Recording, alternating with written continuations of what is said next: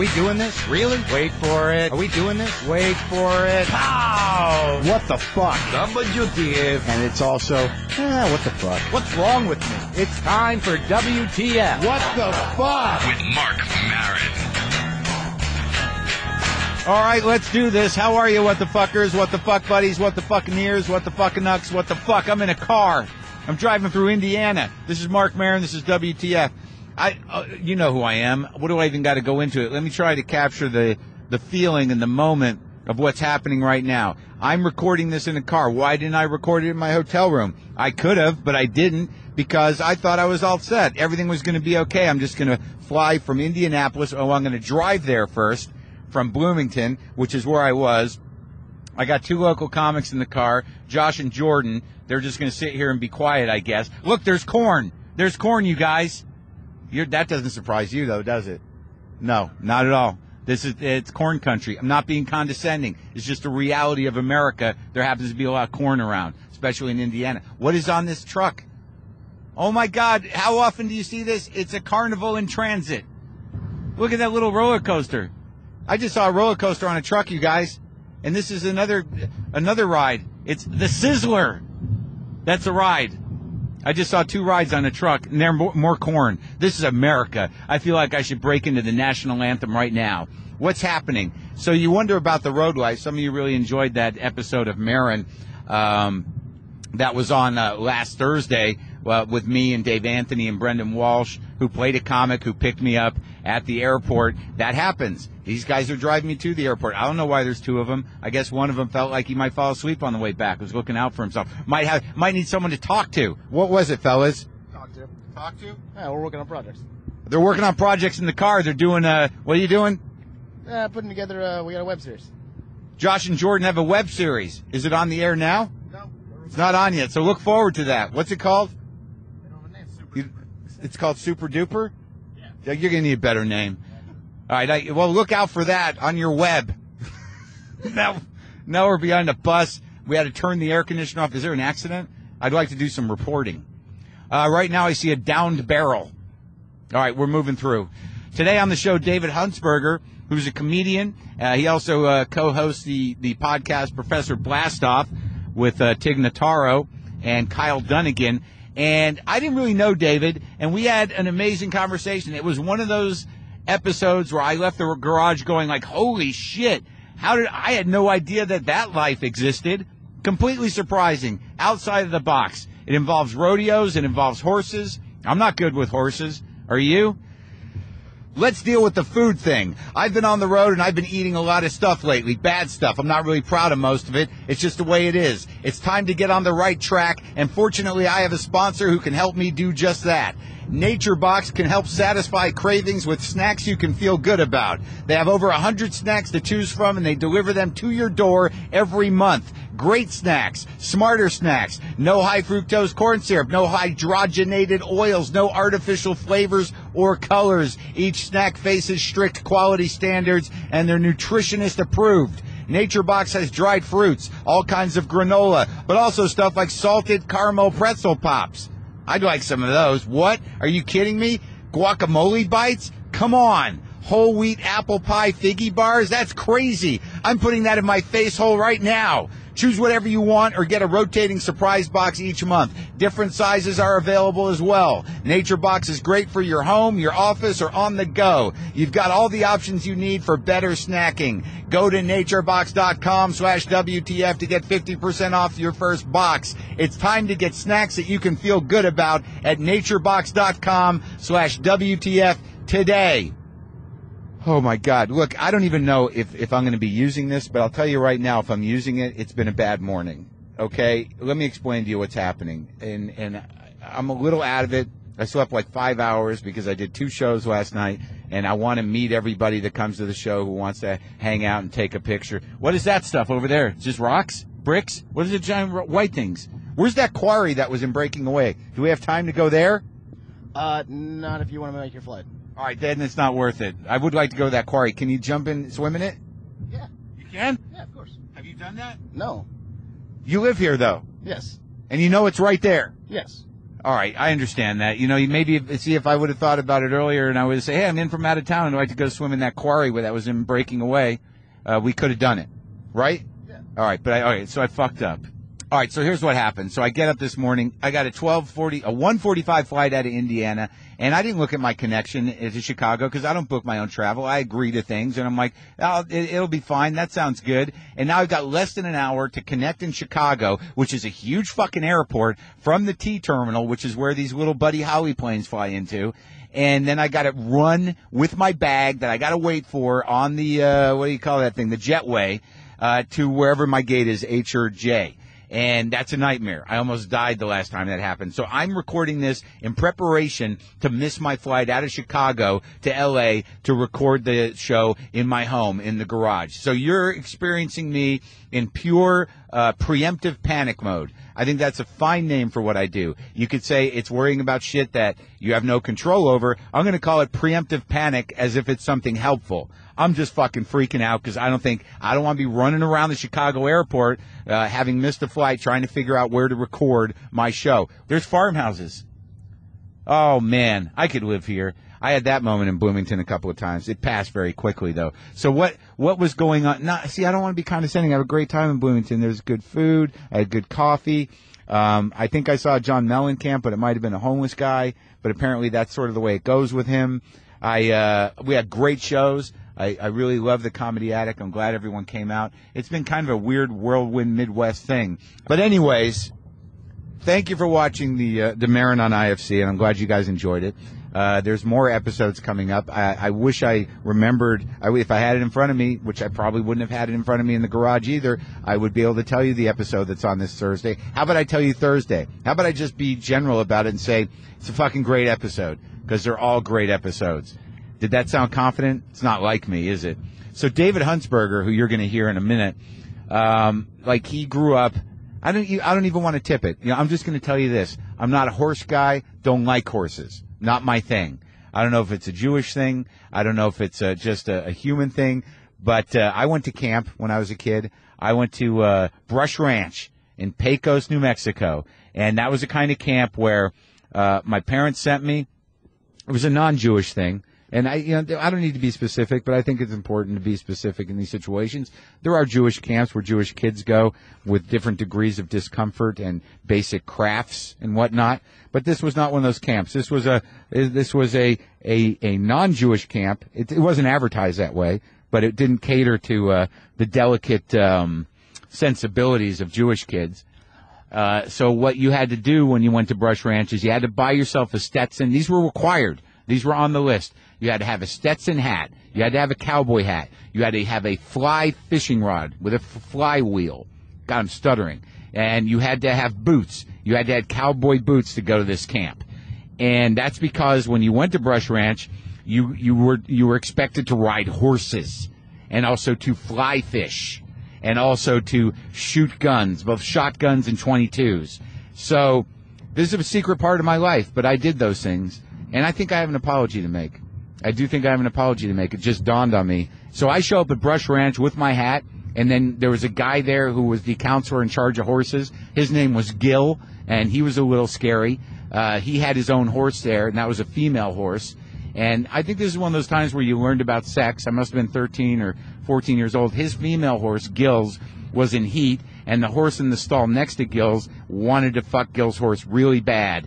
And that was the first time we saw a horse's cock. And that's something you don't forget because they're huge. And there's no way to recover from that. But that's not really what I want to talk about. So I get there, and you get assigned a horse. So I was assigned this horse. I think the horse's name was Mums. Now, Mums was an old horse, and I think this was anti-Semitic now that I think about it. I think it was Gil having a good time with the city boy from Albuquerque, like that even makes sense. The Jew, maybe I'm being a little martyry right now. Maybe it wasn't even the case. But Mum was this old, fucked up horse that was bitter, that did not want to be ridden. And we had to learn how to saddle these horses. So you had to saddle it and pull the thing down. I don't remember. I might be able to do it in a pinch. Like if I had to, all right, everything's on fire, there's some horses, damn, they need a saddle. I bet you it would come back to me. Whether I would have the courage to get on the horse, don't know that for sure, but I'd have to assume if I was in survival mode, I would fucking ride like the Lone Ranger. I wish I had a better reference. All right, so I got this horse, trying to figure out how to saddle this horse, and this horse reaches around and bites my side.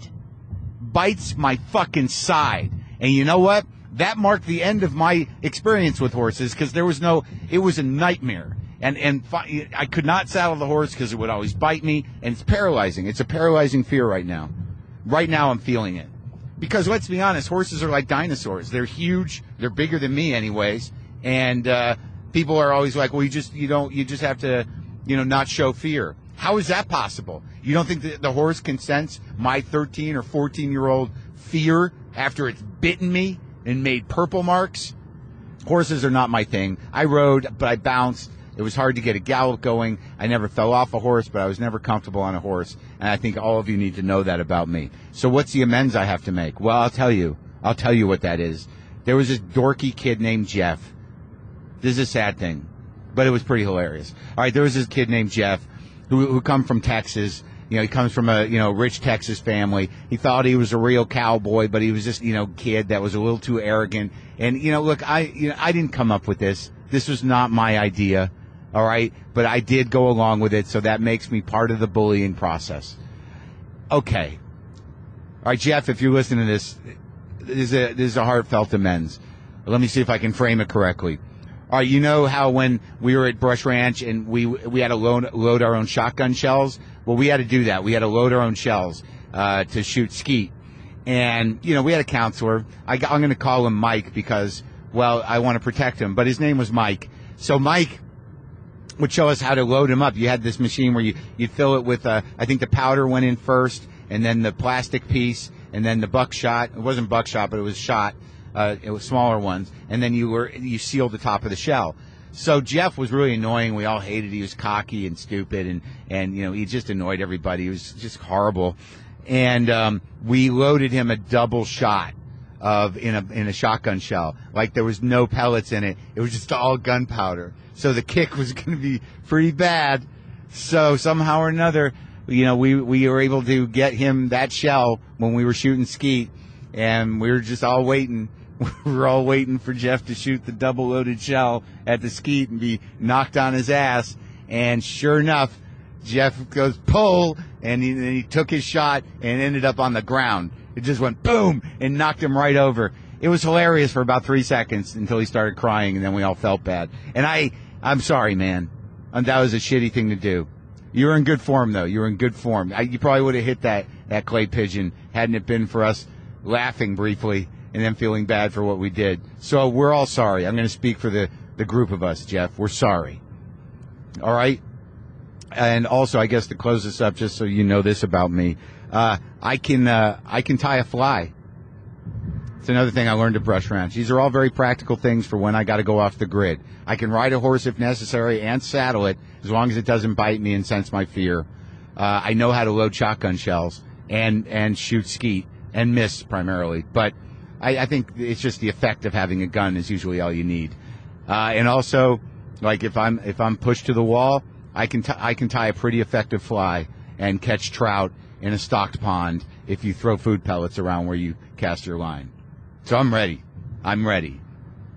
All right, let's talk to David Huntsberger.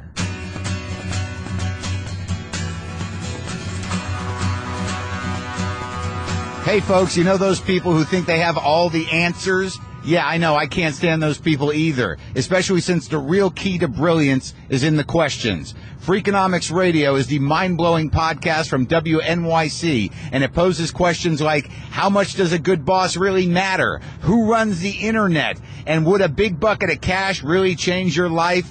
And these aren't just rhetorical questions. Host and best-selling author Stephen Dubner talks to experts, runs the numbers, and gets real solid answers. Freakonomics Radio is about challenging assumptions and upending conventional wisdom, and it uses data to show us the hidden side of things we thought we knew. Are gay men really rich? What's the best exercise? And whatever happened to the carpal tunnel epidemic? All these questions get real answers on Freakonomics Radio. Get the Freakonomics Radio podcast today and find out how to think like a freak at Freakonomicsradio.com. That's Freakonomicsradio.com. nWTF.com.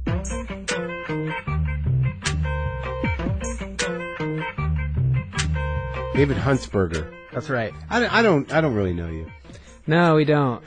but I keep seeing you around, and you seem like a smart guy and a funny guy, and you do a podcast with Tig, Professor Blastoff. Yeah. Yeah, we don't know each other. Where the a hell do you ton. come from, man? How old are you? Are you a child? No, I'm 34. Really? Yeah, I'm an adult. How long you been doing stand-up? 12 years. Wow. Well, not quite 12, almost 12. Yeah. Yeah, I started open mics in 2002. Where? I started at the Comedy Store in San Diego initially, and then moved to Austin a couple years in. Austin, Texas. Yep. And that's where... Then Why'd you do that? I don't know. I would tell people that I was working a lot in San Diego. It was way more expensive, and I didn't feel like I was getting to devote enough time to the lazy life I wanted, and then more than that to like focus on comedy. So Where were you working then? I substitute taught, thinking like day one of comedy. Well, I'm going to need some free time at the drop of a hat if I get some gigs, not knowing. I've who known it'd a be. couple of substitute teachers. Todd Barry used to be a substitute teacher. Oh yeah. Uh-huh. It was good for me because you have to develop this fake persona of like confidence in front of a room, which I wasn't naturally. With children. With children. How old were they? I did every single grade, so kindergarten up through 12th graders. Really? And, yeah, kids and drunk adults are not that dissimilar. Like there's... I would imagine drunk adults, you probably have a better shot at managing. Man, maybe. There's a threshold. Like 5th graders I found to be really great. They don't have any pompous... How old is that? That's like 10, I think. Oh, yeah? Yeah, they're not... The hormones aren't kicking in yet, but when they're younger, they don't mean any harm. They just can't follow instructions. Their the ability to pay attention is so limited that they just wander off and they go, hey, where you going? Yeah. And once they get about 10, they know that they're supposed to sit in their chair or they're not supposed to get up and wander off. But what'd you do? You went to college for teaching? No, I went to college and got a degree in engineering. What does that mean? It's a strange story. I was on the rodeo team in high school. All right, hold on. Back up. Yeah. Wait. This all ties in. But yeah, let's back up. But wait. Okay. All right, so rodeo team, engineering, substitute teaching, comedy, Austin. All right, where'd you grow up, man? Reno, well, like 15 miles north of Reno, Nevada. Really? Mm-hmm. Why there? What kind of sordid business? So my parents met in New Mexico. They went to college there. I grew up in New Mexico. I did know that. I Did some I watched research? the show. No, I've seen the first season of the show. I liked it. Oh, thanks, buddy. Yeah, it was good. And they met in college At University of New Mexico? New Mexico State. Down in Las Cruces? Las Cruces, yeah. Oh my God! Yeah, and I was there a while ago and saw some of like their old college friends. Well, it's probably like 5 or 6 In years Las ago. Cruces? In Las Cruces, They're yeah. still down there. They're college friends. People don't leave Las Cruces. They said this is it. Yeah, they said we're gonna settle in Las Cruces, New Mexico. Yeah. Oh my God! It has some pretty qualities. There's a rock outcropping I enjoyed. Well, it's like southern New Mexico. There's some stuff down there. It's not too far from White Sands or Carlsbad Caverns, I think. You can, it's sort of like some of the landscape is sort of Texan in a way. Oh, definitely. But yeah, I mean, okay, Cruces is all right. It's a real city, yeah. And that's an overstatement. It's a thing. It's got that, there's like a dairy or something there you have to drive through that's just... Creamland Dairy, maybe? There's a dairy? A dairy. It might be a slaughterhouse, but it's a lot of cattle. And yeah. it's a feedlot for sure, but it smells the whole town up. So that's what I think of Las Cruces. The stink. The stink of Las Cruces. Not far from, where atom bombs were conceived or tested anyways. So, all right, so they meet there. And what's your old man? What do they do? So my mom had been done a little bit of rodeo type stuff, barrel racing, that sort of thing. But she was actually getting her degree in like animal science. Hold on a second. Your mom had done a little barrel racing. You kind of throw that away, like like stuff moms do. Barrel racing, some rodeo stuff. Yeah, and she. So you come from horse people. Yeah, kind of. My dad though was born and raised in Los Angeles or like the Camarillo area. Yeah, and I think was one of those guys that had an affinity for like the cowboy lifestyle, and then went to college and got a degree in like range management, And then after college, got offered a job. Range management. Yeah, that's a thing. Like a rancher. Yep. So that, well, of course, that's a job. That means, like, let's say you got a herd or two, you got a certain amount of land. Yeah. You've got certain lots that they can go into and out of. You got certain gates you got to keep open and closed. You got to make sure wells are working. You got to make sure there's hay and whatever you're feeding the thing. It could be several different kinds of animals. Yeah, my dad's real good with knowing like different types of plants and how many animals you can have at a certain amount of water if a spring or a well is giving off however many cubic feet. He can test how many gallons are coming out versus how many cows are going to drink it and what each cow will drink. Maybe. I don't know. I haven't really seen him do too much, but I do know walking. You haven't seen the hands-on range management expertise of your father? You don't have sadly. That I was bond? like when we go fishing, he'll point out like that's this type of bush. That's about the most I've seen of it. I'm like, this guy knows the name of bushes, but beyond that, can you eat it or not? Will we be eating that? My dad got a job offer to be a foreman of a ranch like 50 miles north of Reno. And so he and my mom moved out to where the mailbox was like 10 miles away. I mean, there's nothing. It's just a long dirt road and this ranch back in there. And so I spent the first 3 years of my life there. And then they got divorced and we trickled down into Reno. And then Reno is like, I've never been there, but in my mind and in my heart, the one or two times I was there, it felt like a morally bankrupt place. Yeah, it's hard for me to... Am I wrong? May see like there's people in Reno going to take that personally. Maybe it isn't. It's just like, it's not Vegas. Yeah. It's sort of like, I don't know. It seems like the next stop over. Yeah, it has a charm. It has a personality, and people... There's an old Reno that's great. I mean, everything that Colorado is sort of revered for of like biking and mountains and lakes and all, there's all of that there. People, whatever you'd want to find outdoorsy, it's there. Nevada's beautiful. It's gorgeous. It's like 4,500 feet there. It's at the foothills of the Sierras. And it is cowboy country. Yeah. I mean, like there's a certain type of cowboy that comes out of, I think, California, Nevada, Colorado. I mean, they're Oklahoma cowboys. Yeah. Texas cowboys, but there's definitely a real ranch, oriented, real American cowboy up there. I was in Iowa Wyoming. once, and I saw these guys come in with like spurs on their boots, and I was like, you don't even have hills here. Like we used to like ride our horses over like, really rocky, dangerous stuff. You did? Yeah. I spent a lot of my like high school years doing ranch work and stuff, and so what?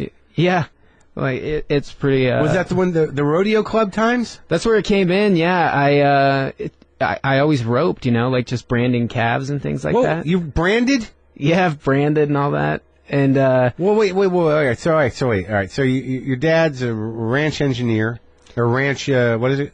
He was like the foreman of that. But what was the name? What was his? Range management. Range management. Yeah. And your mother was a rodeo barrel racer. Yeah. Is it a race? A barrel race? She was a barrel racer. A barrel racer. Yeah. On the horse, whipping around those barrels. Whipping around the barrels. Her parents used to let her, when she was like 15, just take off with the truck and trailer and a CB radio and just head off to rodeos, and she would compete. And she had this horse that was kind of like a wonderkind of barrel racing horses. If you left barrels in a corral, he would just race them on his own. He just really. So this is your pedigree is livestock and agriculture people and horses. Yeah. All right. So your parents divorce. Mm-hmm.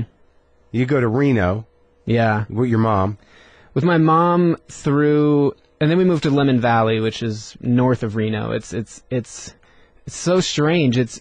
Our address had Reno on it, so I never associated being in like a small town, but it was like one stoplight, a general store, a school, and some houses. When did your mom decide, like, we got to get this kid on a horse? Was that something that was a no-brainer for her? Like at some point? Yeah, when I was like 1, there were pictures of me being led around on the back of a horse. And then it was important to them.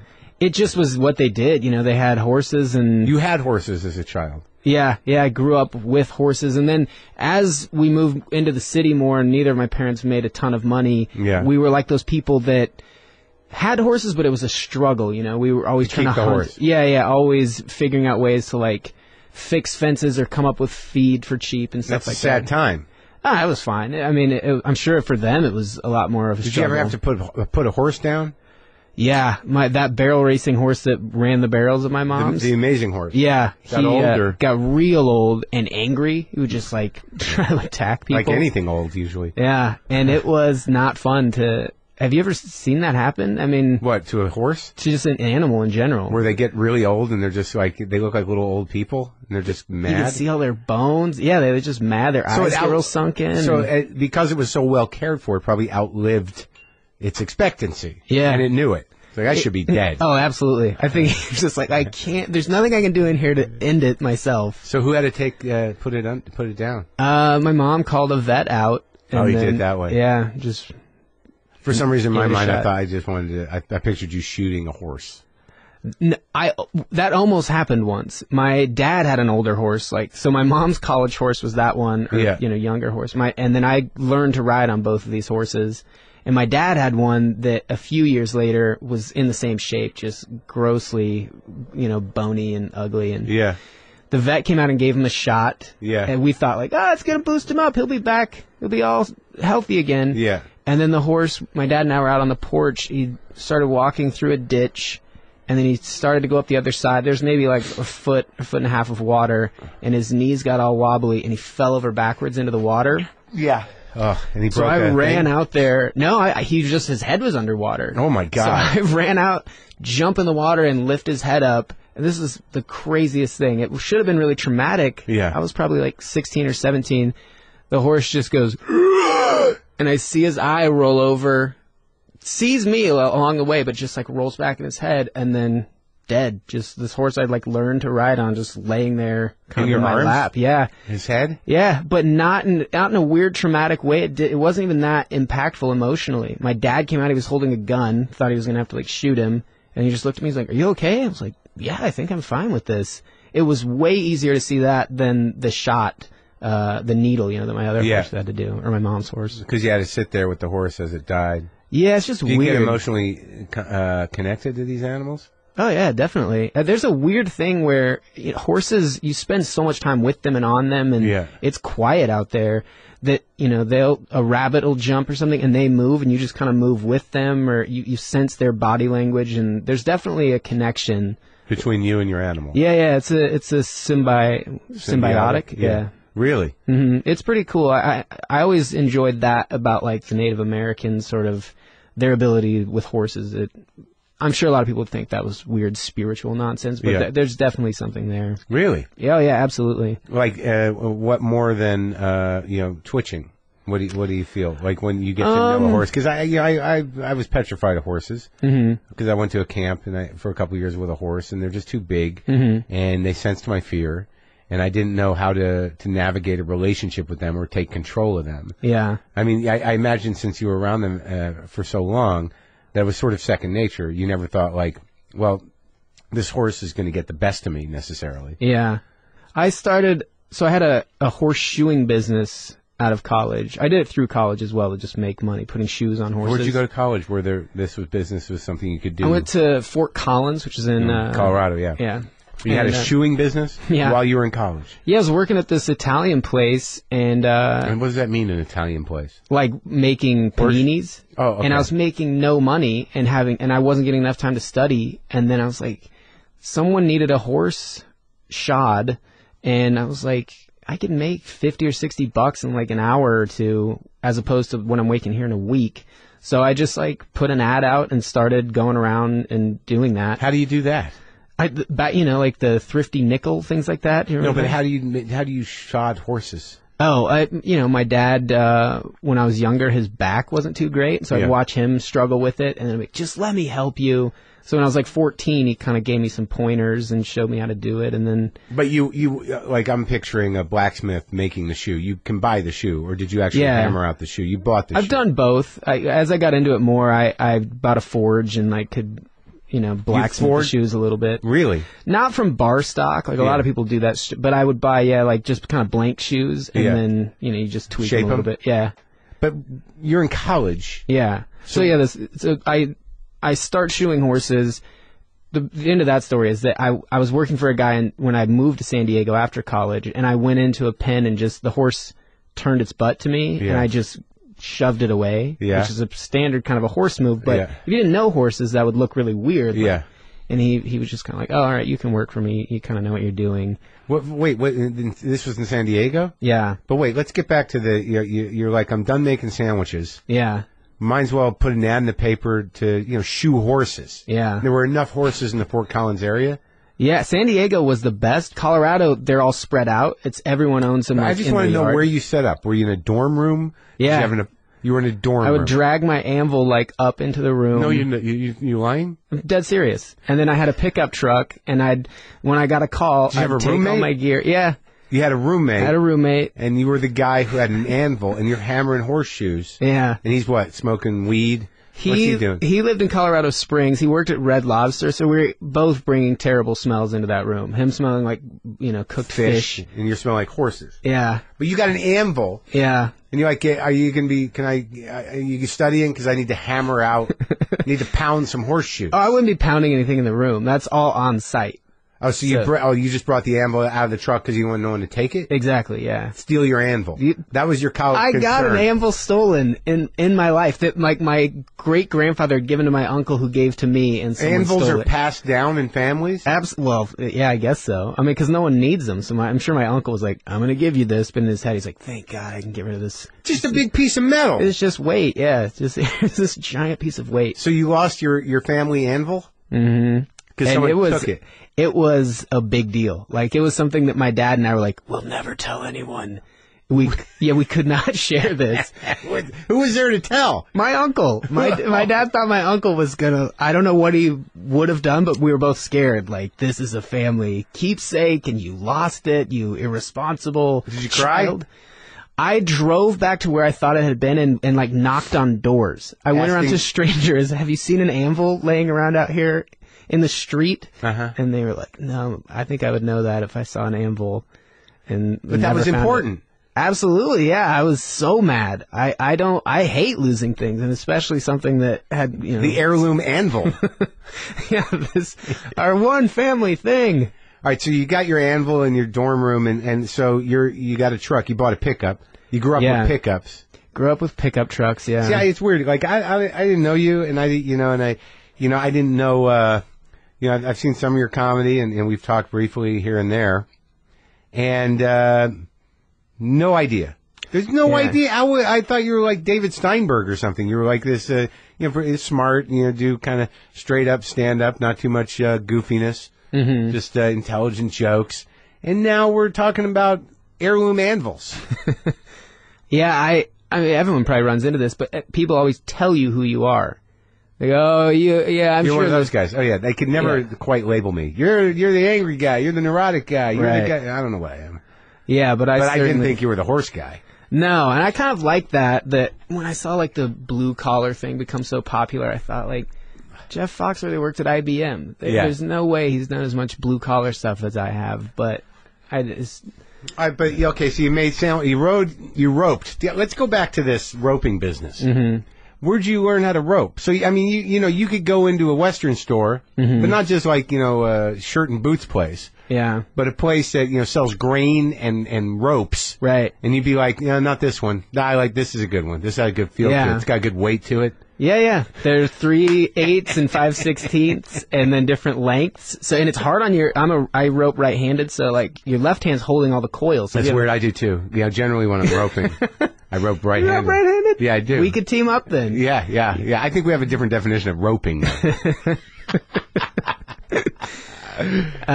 My dad made me rope a bucket, I think 30 times in a row, and then I could like get on a horse and try it out. And then when I was probably like 12 or 13, I got decent at it. And then you started roping calves? Yeah, then being out, like you go out to doctor calves, so it's like, well, we got to give them some medicine. So then it was just chasing them down and roping them. So you can just like fucking ride right next to a running cow and rope it and then pull it and then you jump off? Well, it's not like in the rodeo, like if you're in a pasture and there's a sick calf, they're not running at full speed most of the time. Every now and again they are, but they're sick, so a lot of times they're just dogged, and so then you rope them and kind of slow them down gently, hop off your horse quietly, and kind of work the rope down, and get them on their side and stuff. So it's not as quick and aggressive as you'd see in the rodeo. All right, so you have a symbiotic relationship with a horse, and you've owned, how many horses have you had in your lifetime? There've been a lot that have come in and out of my possession, but as far as like ones that I paid for and actually owned, I owned one when I was 12 until I was 20, and then I had another one kind of concurrently with that I still technically own, but my dad looks after her. She's still around? Yeah, she's only 20, so she... How long do they live? They live to be about 30. Really? 25 to 30, yeah. Really? Mm-hmm. And they're still functioning at 20? Yeah, I roped on her at a branding last year, and she was fine. So that's what you do when you go see your dad? I hadn't in a while, and it felt good to kind of get back to that, oddly. Because I've lived in LA, I've kind of become this sort of like, guys, be gentle, be easy. There's a part of me that looks at it like, this is so archaic. Why don't we just use like blow darts and knock them down? And then, you start doing it and realize, like, their threshold for pain and all of that is way higher. They pop up and just shake it off and walk off. Well, yeah, that was my question. So, horses you build a relationship with. Cows are stupid, right? Cows, I always go back and forth on. There was once where a friend of mine and I worked on this ranch where we drove cows way up in the mountains and lived like 20 miles away from phones or TV for like the whole summer. Yeah. And at one point we had to gather a bunch of cows in this meadow and just kind of let them settle. And so we were just sitting there like doing tricks off the back of our horses, like on the saddle. And all of a sudden this little calf came over and just kind of started sniffing and letting us pet him and stuff. Yeah. It was unsettling. Yeah. It was like he got it. That calf was like, hey, I know I'm not supposed to cross these boundaries, but fuck that, man. Great. Yeah, so then I had a hard time after that thinking like, oh, that calf's going to be one of them. Yeah. The rest I don't care about so much. I think if you open the gate and let them go wild, they'd be killed immediately by other predators. But I felt so bad for this little one. The gifted calf. Right. The special one. The one that gets it. He gets it, man. It's the Goodwill Hunting of these calves. So the branding thing, so you went back up a year ago. You've been living in L.A. how long? 5 years. And your dad, like, he wears a hat. Do you put a cowboy hat on when you...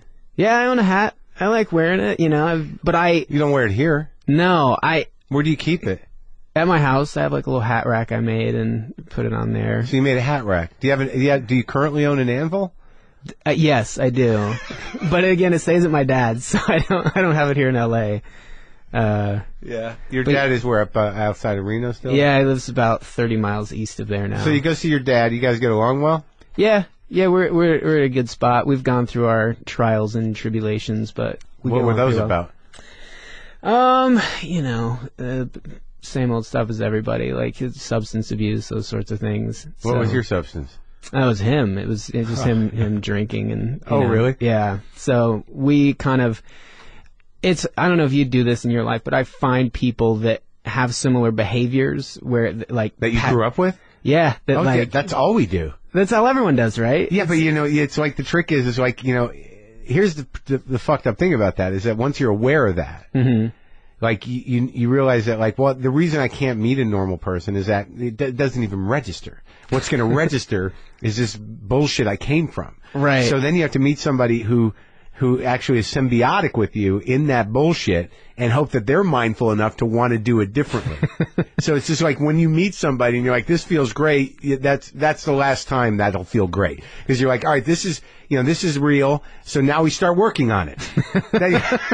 So, within a week, you're like, all right, that was the honeymoon phase. Now let's hammer this shit out because you're triggering all kinds of stuff in me. Yeah. I'm just dealing with that now. I waited a long time, though, before being in a relationship. And I went through a lot of, like, maybe he's just gay or maybe he's asexual or putting those things, like being afraid to invite anyone in or being afraid to put all that on them. And now my girlfriend, she comes from, like, a cartoonishly well-adjusted You thought family. you were gay? No, other people would. You show up to family events year after year with never bringing anyone home. They'd be like, "All right, buddy, we get it." You're okay. It's okay. Yeah. Don't bring it around here, but we'll accept you. Yeah, and I was just like, I'm fine with that. But you were just shut down. Yeah, a lot of high school, not wanting to bring anyone home. So I just like, oh, why was that bad? It was pretty bad, yeah. It just was. We lived in a tiny house, and was just your dad, or he have a woman at that time too? Just my dad. Yeah, it's just my dad. But so what was he like? Angry drunk, or just? Yeah, just pick at you, that sort of stuff. Just what, from a table. with a drink or from a chair? It would start at the table, and then we'd sit down and watch TV, and he'd be in one sort of recliner chair, and I'd be in another. Yeah. And then you just feel the head turn toward you. Yeah. Like, oh boy, here it comes. Yeah. And what was it? it would just be, sometimes it would just be the staring, and then you think you're pretty good, don't you? Oh, that? Stuff like that. So I still now, on occasion, I would never lay this on my dad. I don't think it's him, but, would like self-esteem things be like, is it okay to feel? Yeah, I feel all right. This is okay. I don't think I'm too cool, do I? But that's interesting, though. So did you find yourself involved with people that picked on you? I just wouldn't let anyone in. I just was hardly ever involved with anyone at a level where, like, I would share anything like that, Out of fear. Fear, and then just being picky also. Just being kind of like, I don't feel like I met anyone that really... Well, when you get assaulted by, a drunk dad emotionally, it has an effect. Mm-hmm. I mean, they know it's going to hurt you over and over again. Yeah. And you just learn how to sort of callous to it. Yeah. And that callous is what you walk through life with. You just assume someone's going to come at you. Oh, you think you're all that, huh? Yeah. You're like, no, I'm just... Yeah, there is something to that I let that callus go down, I think, quite a bit. And then when Tig was diagnosed with cancer, I was feeling things a lot more than I had in a long time. Like, I'd let it kind of open up a little bit. It's an amazing moment. Yeah, it's really, I almost missed the callus. Like, this... Yeah, it's exhausting. Mm-hmm. But it's also, it shows that you care and that your heart is functioning properly. The other option is just to feel.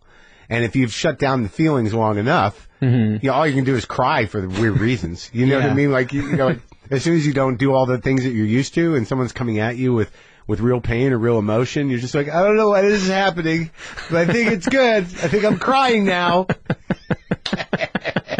It's good, right? This is good. This is what normal things feel like. Yeah, it's crying. I'm not yelling. I'm not running away. I'm just crying. So when Tig got cancer, you felt... Yeah, I felt a little bit like exactly that. Like, this is normal. This is probably how most people should process this. Yeah. It's okay. You can handle it. Yeah. I wasn't like someone was going to pop out like, are you crying, you pussy? Well, you guys were pretty close. I mean, were you guys doing the podcast every week and you were friends? I mean, how'd that podcast come about, the Blast Off? How do you know her? Well, we lived together. I met her at Last Comic Standing in 2006. And then I lived in Austin then, and when she would come through, her and Martha Kelly were doing the Crackpot tour, and they, check in with me, see if I want to be on the show, or we'd go out and have a meal. I think the second time they came through town with it, they stayed at my house, and so it was just one of those. When I'd be here in LA, I'd have dinner with her or something, and at some point I was opening for her at she knew I skied, so she invited me to Idaho.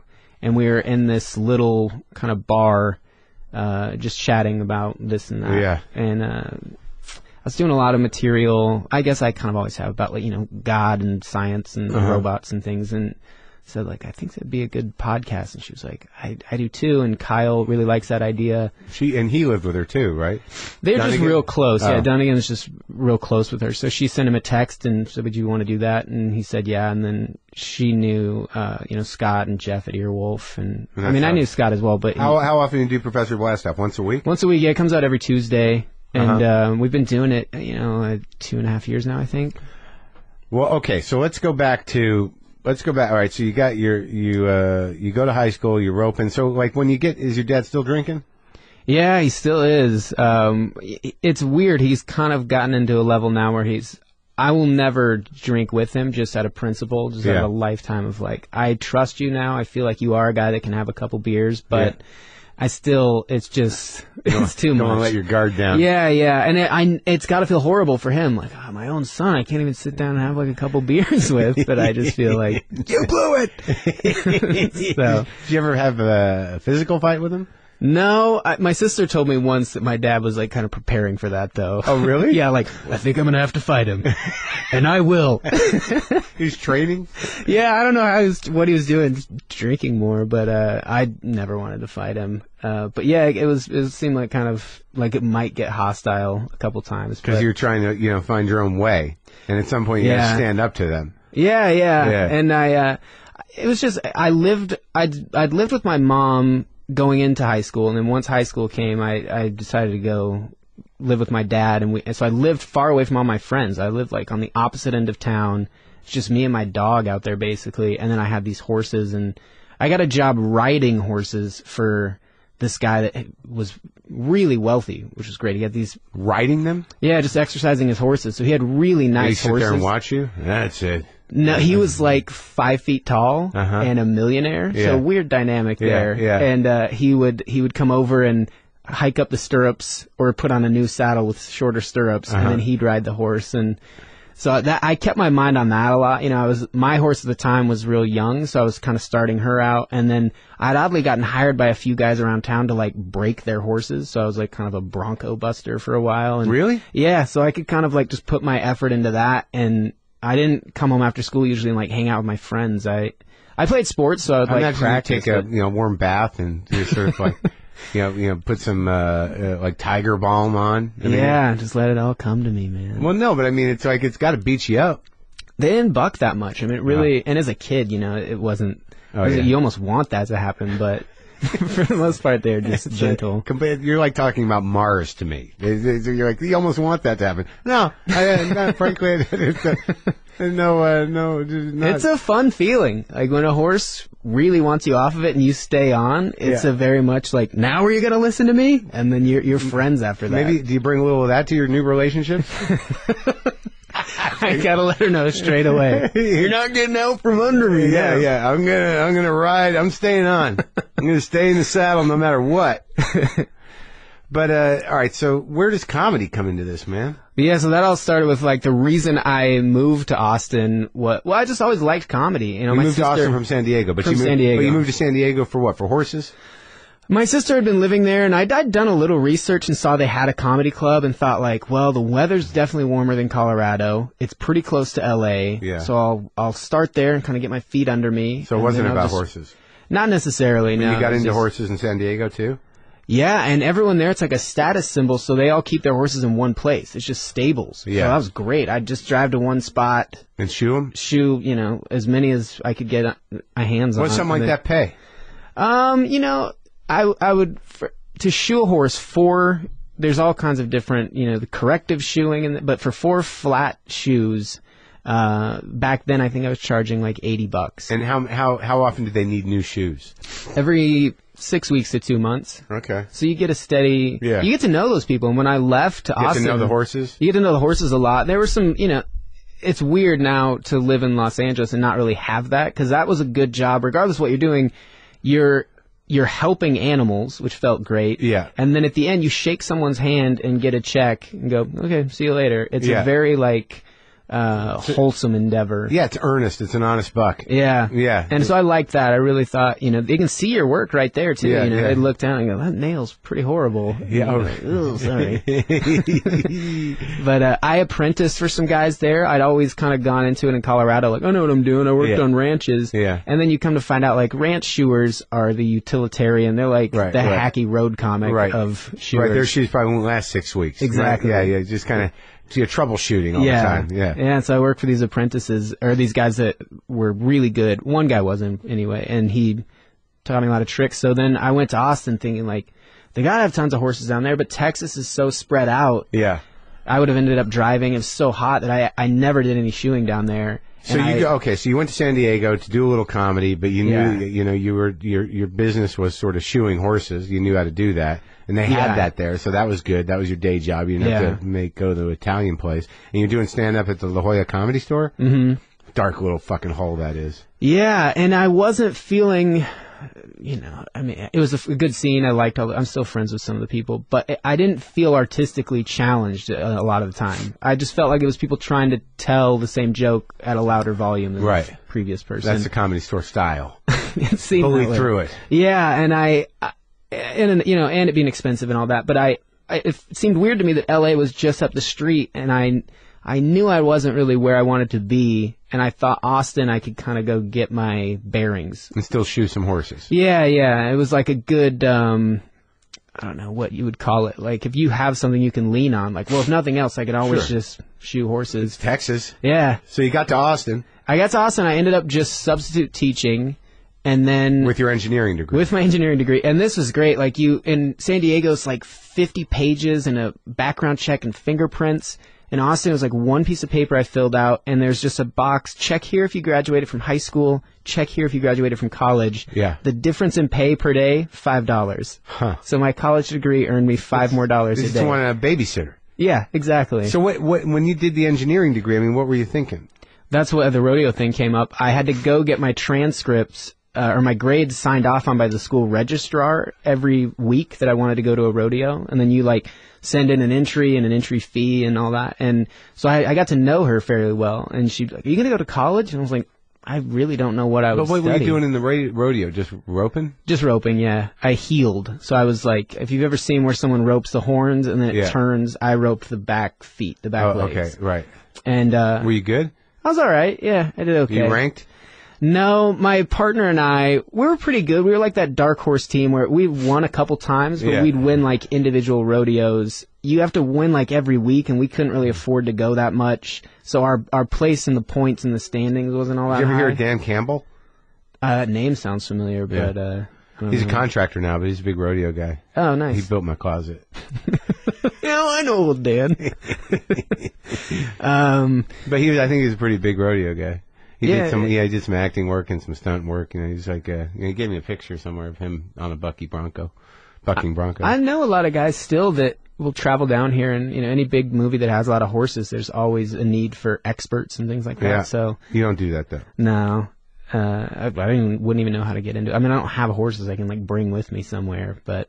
Well, you can ride one. Yeah, if that thing ever came up. Maybe an indie film will need a guy who knows how to ride a horse. Yeah, true. And then I'm the guy. Yeah, that would have happened in Austin, I think. The indie cowboy movie. Where's that?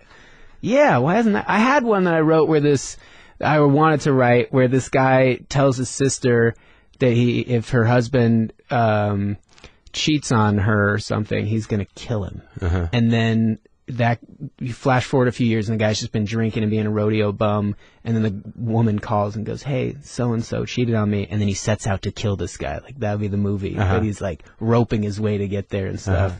I never put much thought into it, but... It sounds like there's a little thought into it. There's something there, yeah. I mean, I knew a lot of those guys that just live in, like, essentially RV campers, but can really rope or just amazingly... They just love the thrill of it. Yeah. Yeah. But anything else in life doesn't appeal to them. Yeah, because it's not immediate. Yeah. It's like comedy.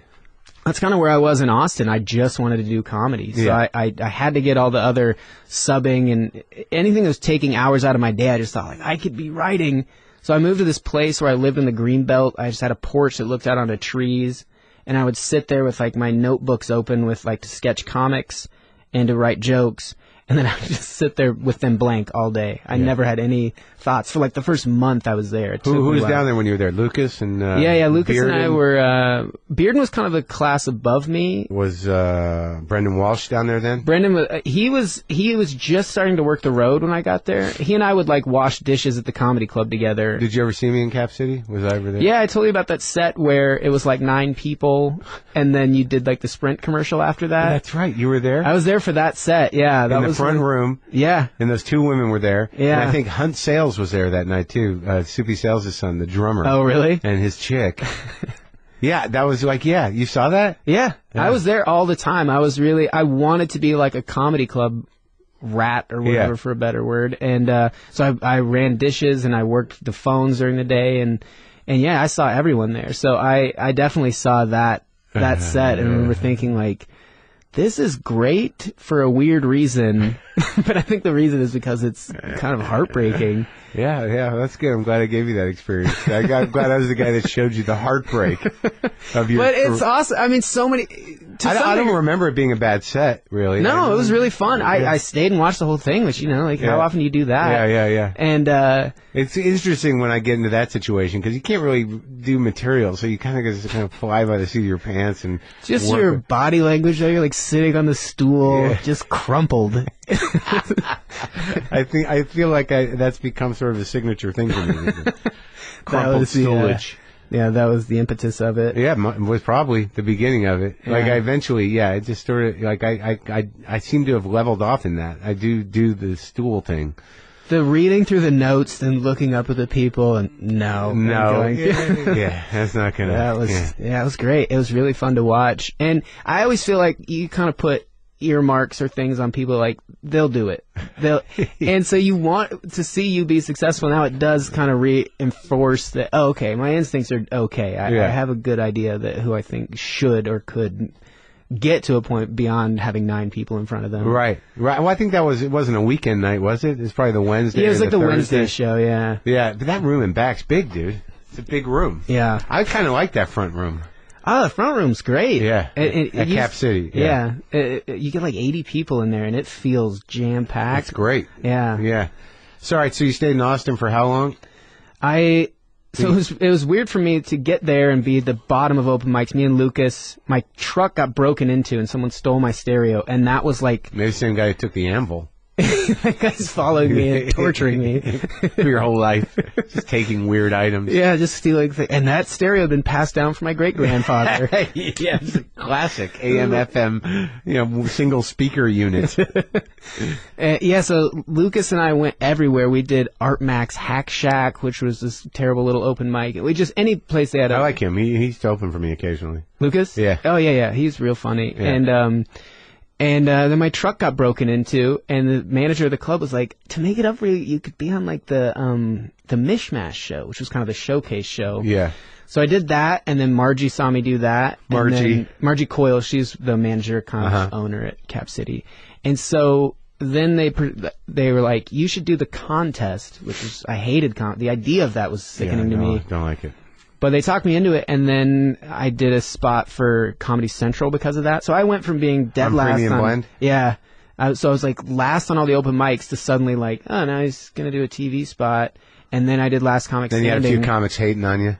A little bit, but Austin was, I always liked that there wasn't a lot of that. It was a lot of like, this will be good for our scene. This will be good for us in general. And so it was much more cathartic and sort of communal in the let's be creative in all different ways. Yeah, that's cool. That is a good community there. Yeah, because of that. Yeah, I feel like it's one of the more artsy communities. Oh, definitely. So you were there. When did you make the jump? Because Tig inspired you, or what? I spent so. Even having done a couple of TV spots, I would like email occasionally to clubs or people I knew to see if I could go work. I just wanted to go do comedy. And Eddie Gosling said I could middle for him in Sioux Falls, South Dakota. Eddie. And I was going to make $400. So I took the Greyhound bus, 26 hours up, 26 hours back. And then I was really like, oh, man, I don't know if this road thing is the thing to do. And that's where Brendan was real helpful, because when he was working the road a lot then, we'd be like washing dishes, and he was, very much like, it's going to suck, but it's good for you. Yeah.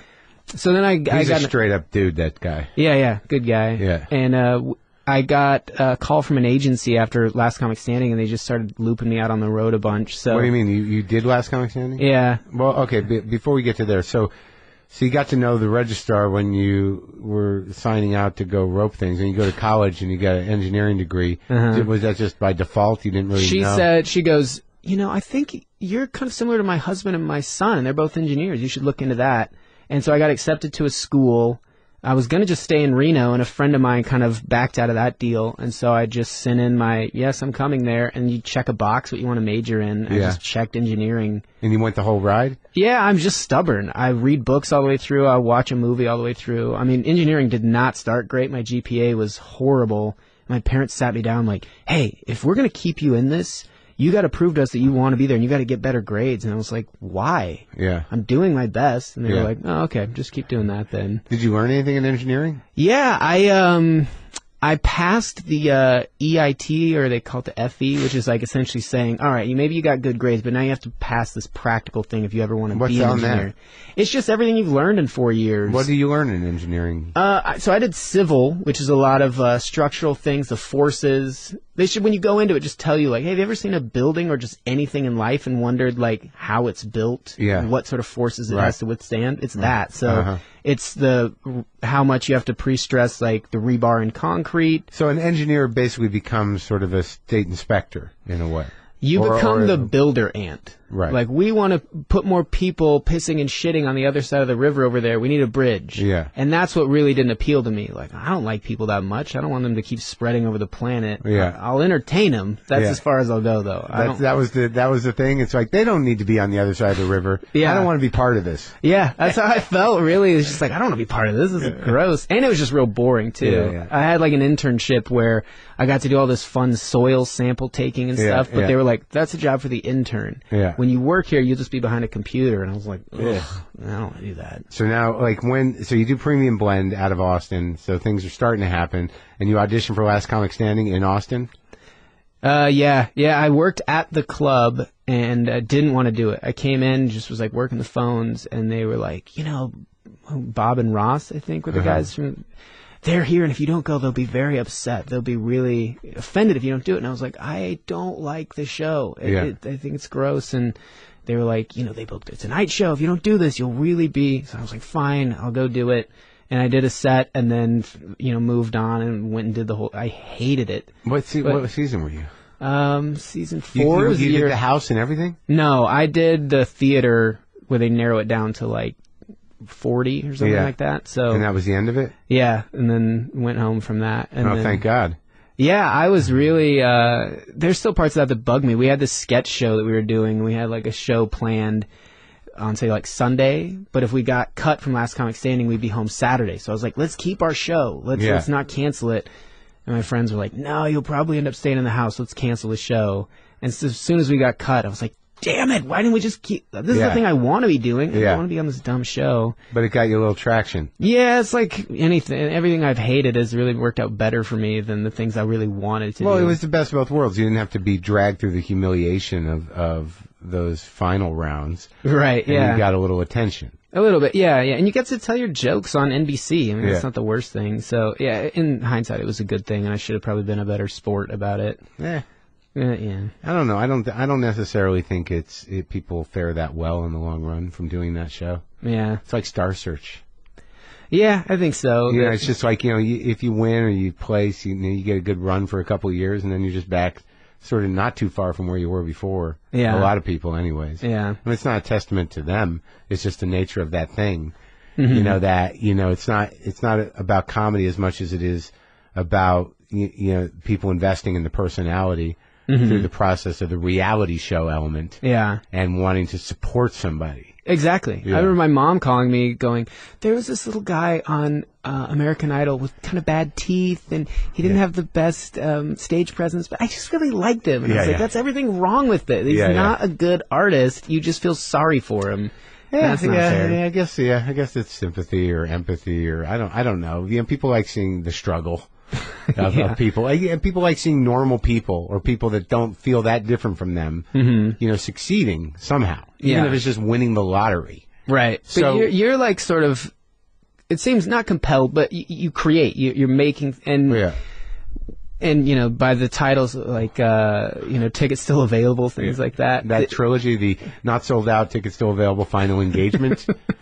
Yeah, I thought it was really a plan. I thought I was going to be out after Final Engagement. I thought that was really going to be it. But wasn't there a freedom to that where you're kind of left to do your own thing? There wasn't pressure. Well, yeah. No, there was pressure. There was internal pressure. But I mean, really what it came down to was that I couldn't do it any other way. And I don't know if it was ambition or just persistence that, I don't think I ever got into it to entertain people. I just got into it because I thought that was where I could talk and I could make my own choices. Mm-hmm. So, I was always very frustrated. It's like, if only just wrote nicer jokes, or if I wrote jokes at all, it would be good. So it was never like, I never really appreciated the freedom of it. Yeah. Until the podcast, really. Mm-hmm. That was the big payoff, is that, I truly am free.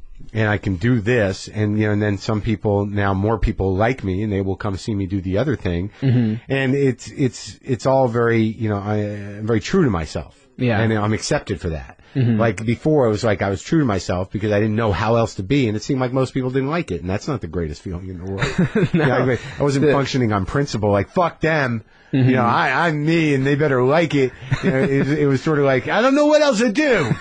I'm giving you everything I can think of. Exactly, yeah. But yeah, it was touch and go, dude, for a long time.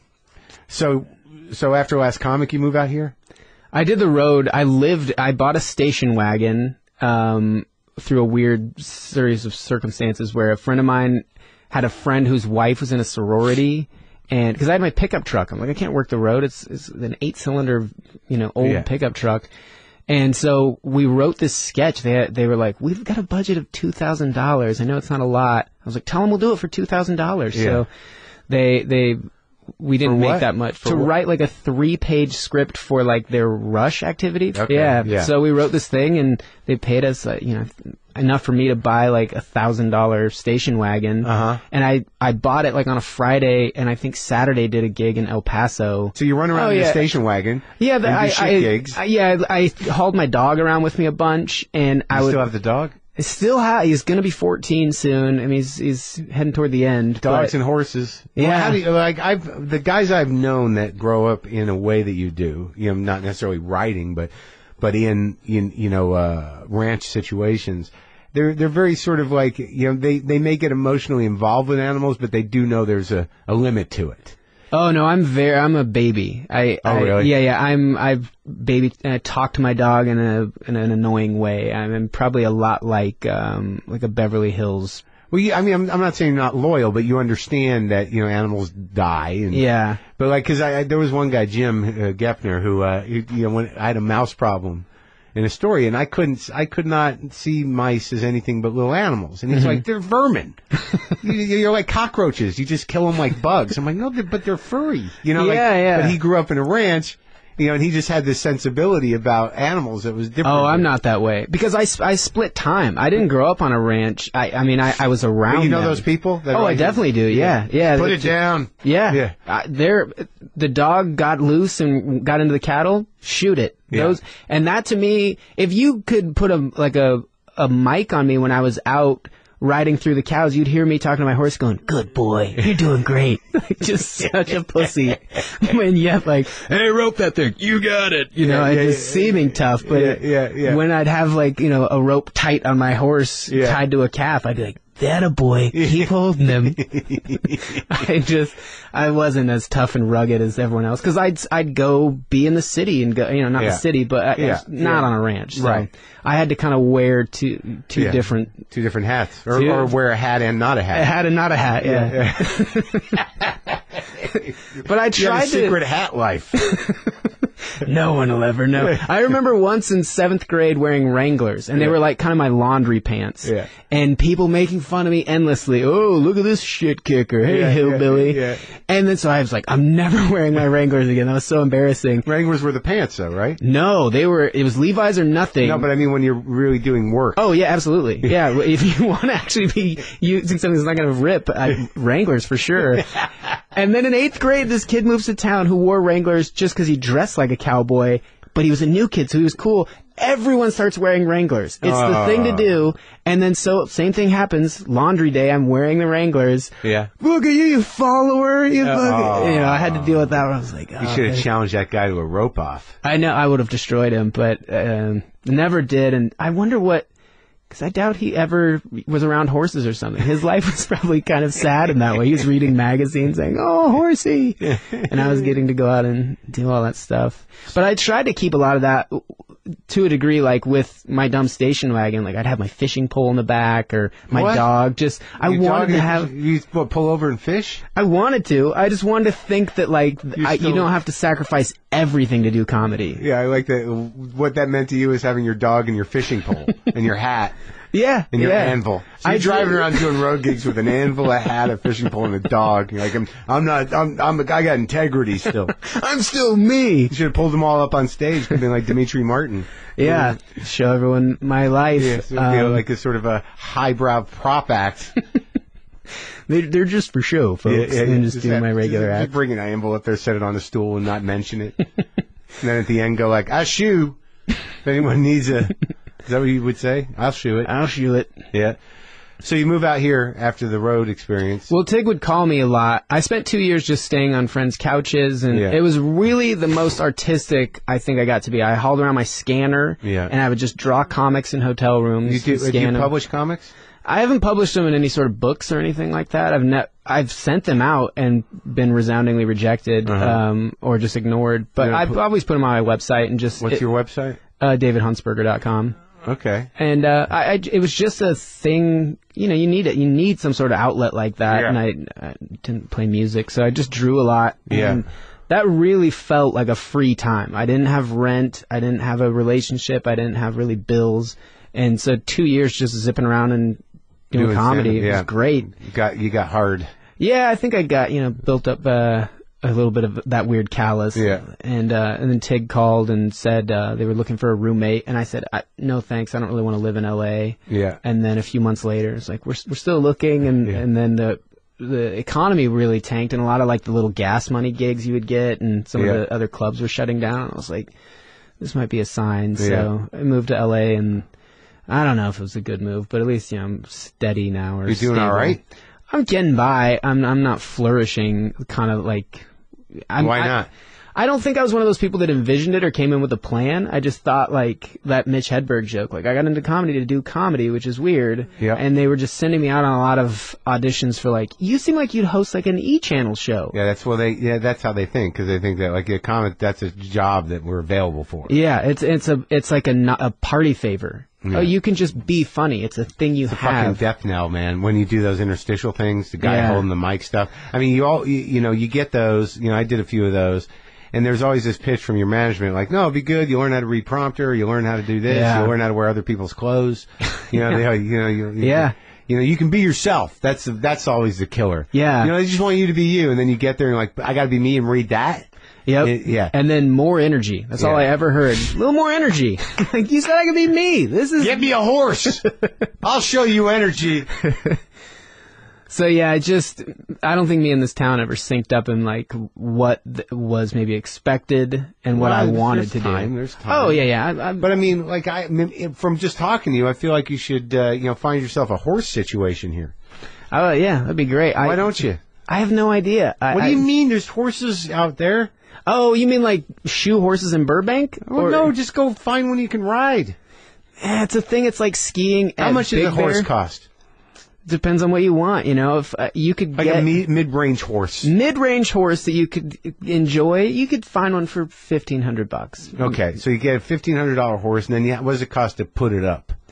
It's expensive hay right now because the drought is outrageous. So you're up. I like that you keep up on the hay prices, or you talk to your dad. My dad's telling me, and everyone's. I hear it. So, but I don't have anyone I can go like chew on the end of a straw with me. Yeah, hay's going up. Yeah, it's a damn. I'm glad that you're on top of that shit. Yeah. So yeah, I'm sure I could get my. Skiing at Big Bear just feels like wee. It's not much of a mountain. It's not much there. Mammoth.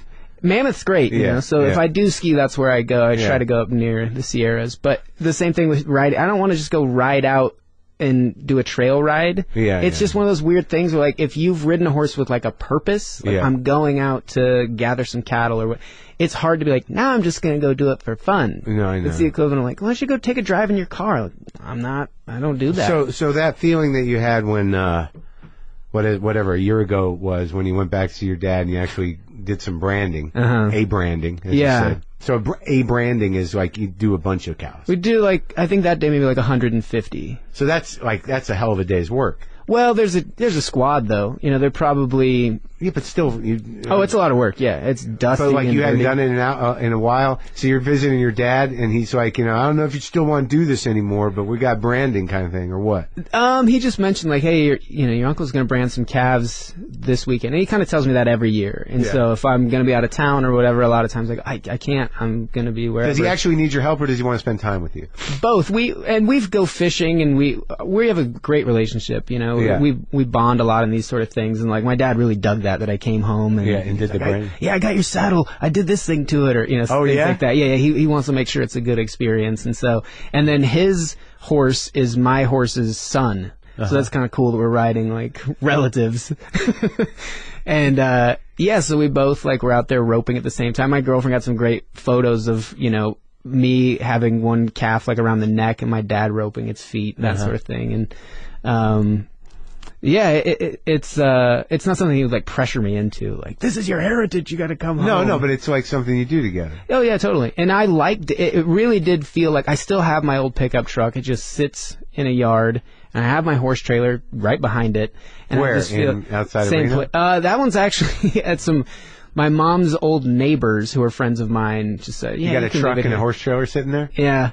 And I know I have to get it out of there, but it's kind of like my link to that world. Uh-huh. And living in LA and kind of, I don't have those things. I don't have space. Yeah. I don't have open areas. Yeah. And so it's kind of like, well, I still have this last little sliver of that left, and I, want to kind of keep it, I guess. Yeah. But so going home and doing that with my dad was fun. It was like, oh yeah, I can still do it. And it in an ego way, it did matter to me that people were like, for a guy in LA, you can rope all right. It's like, yeah, all right. Still got it. I felt good. I was mad at myself that I cared about that. Oh, man. Well, I hope you get your own ranch someday. Thanks, man. It was good talking to you. Nice talking with you as well. Thanks for having me. Yeah.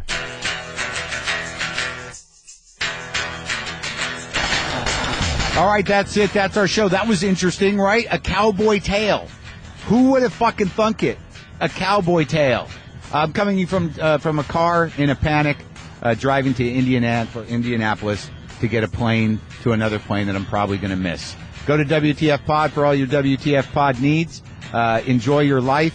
Hopefully everything works out. And I don't want to be misunderstood. I have nothing against horses. They're just not for me. What else? I don't know what else, man. I can't live like this. I got to pay more attention to my travel.